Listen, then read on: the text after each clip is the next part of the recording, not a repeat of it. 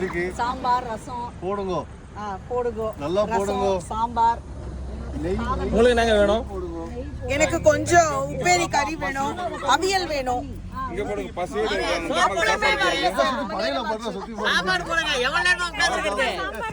ஏமா சாம்பார் கொஞ்சம் ஊத்துமா.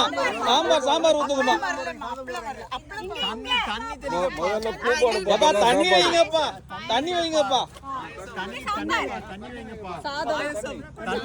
எப்பா உங்க சோறே போடலப்பா. மொத்தம் பாயாசம் கேக்குறாருப்பா. சோத்துல கல்லு எவ்வளவு பெரிய கல்லு. எங்க அந்த கல்லு எடு. அவர் கல்லு கேட்டா வந்து கல்லு கொடுக்குறீங்களப்பா.